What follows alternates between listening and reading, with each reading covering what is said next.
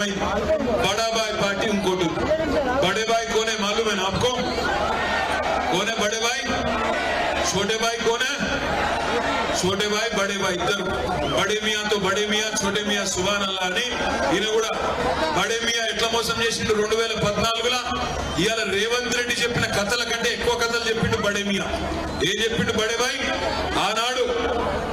भाइयों बहनों मित्रों आप सभी लोग जन धन खाता खोलो मैं धन 15 लाख डाल देता हूं नड़ा बोले कि नहीं बोले दिए क्या मिला क्या किसी को 15 लाख వచ్చిందా 15 लाख ఎవరికన్నా రైతుల ఆదాయం డబుల్ చేస్తా అన్నాడు మోడీ అయిందా ఎవరికన్నా అయిందా ఎవరి ఆదాయం డబుల్ అయింది ఒక్క అదానిది మాత్రమే అయింది దేశంలో అదాని ఒక్కడు బాగుపడ్డాడు తప్ప ప్రధాని వల్ల ఇంకెవడు బాగుపడలే 2 కోట్ల ఉద్యోగాలు ఇస్తే సంవత్సరానికి అన్నాడు 10 ఏళ్ళ 20 కోట్ల ఉద్యోగాలు ఆడవేనాయి మరి మోడీ గారు అంటే బెబ్బెబ్బే ఏందా మరి బుల్లెట్ రైలు అన్నావు ఆడవా బుల్లెట్ రైలు అంటే అది ఎక్కడుందో ఎవరికి తెలియదు 5 ట్రిలియన్ ఎకానమీ అన్నాడు మస్తు మాటలు చెప్పిండు కథలు చెప్పిండు ఇవాళ 10 ఏళ్ళు ప్రధానమంత్రిగా పనిచేసిన పెద్ద మనిషి ఇవాళ మాట్లాడుతున్న మాటలేంది హిందువులను ముస్లింలను వేరు చేసే మాటలు ముస్లింలను గద్దారులాగా చూపెట్టే మాటలు దుర్మార్గులాగా చిత్రీకరించే మాటలు ఆయన మాట్లాడుతూ ఉన్నాడు ఇవాళ మా సవితక్కను అడిగినారనుకో మీరు మహేశ్వరంలా మీ పార్టీకి ఎందుకు ఓటేయాలంటే అక్క మీకు కావాలంటే కారులో కూర్చోబెట్టుకొని 1 గంటన్నర దిప్పుకొచ్చి ఏమేం చేసిందో చూపెడుతుంది కేసీఆర్ గారు సవితక్క మీద ఉండే ప్రేమతో ఒక అన్నలాగా అక్క అడగంగానే ఏం చేసిండు మెడికల్ కాలేజ్ మంజూరు చేసిండు దుర్మార్గుడు రేవంత్ రెడ్డి ఏం చేసిండు మీ మహేశ్వరానికి వెన్నుపోటు పడిచి ఈ మెడికల్ కాలేజ్ ఇక్కడ ఇచ్చిన మెడికల్ కాలేజ్ రద్దు చేసి దాన్ని కొడంగల్ తీసుకొని పోయిండు ఇదేనా ఒక ముఖ్యమంత్రి చేయవలసిన పని ఒక ఆడబిడ్డ తను గతం నుంచి గౌరవించే ఒక పెద్ద మనిషి తనను ఇవాళ వెన్నుపోటు పడిచి తన నియోజకవర్గంలో గత ప్రభుత్వం మంజూరు చేసిన మెడికల్ కాలేజీని మహేశ్వరం నుంచి కొంటపోయి కొడంగల్లో పెట్టుకున్నాడు ఒక ఆ పని మాత్రమే కాదు సవితక్క ఇక్కడ కేసీఆర్ గారు వచ్చినాడు కందుకూరుకు ఒక మాట అడిగింది అన్న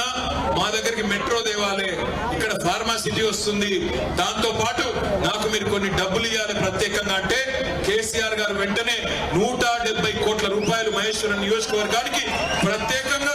అక్క అడిగినందుకు మంజూరు చేసి ఇలా రేవంత్ రెడ్డి వచ్చి ఆ 170 కోట్లకు కూడా మోకాలడ్డం పెట్టి ఇవాళ పనులు కాకుండా చేస్తా ఉన్నాడు ఒక ముఖ్యమంత్రి అంటే ఆయన సిగ్గు ఉంటే ఆయనకు నిజాయితీ ఉంటే చేయవలసిన పని ఏంది సవితక్క 170 కోట్లు తెస్తే ప్రజల మనసు తెలుసుకోవాలంటే నువ్వు 370 కోట్లు ఎన్నోరు నాపినరా ఆ పని చేయడు ఉల్టా పనులు బ్లాక్ మెయిల్ రాజకీయం బెదిరించుడు ఎత్తగొట్టుడు దయచేసి నేను మిమ్మల్ని కోరేది ఒకటే బడాబాయ్ బడా మోసం చూసినాం 2014లో చోటాబాయ్ మోసం 2023లో చూసినాం ఈ బడాబాయికి చోటాబాయికి ఒకటే దెబ్బతో సమాధానం చెప్పొచ్చు ఒకటే దెబ్బకు 2 పిట్టలు ఒక్క ఓటుకు 2 పిట్టలు పడతాయి మీరు జ్ఞానేశ్వరునకు నంబర్ 1 స్థానంలో ఉన్నది మే 13 నాడు ఒక్క ఓటుతోని ఇద్దరిని కొట్టచ్చు బీజేపీని కాంగ్రెస్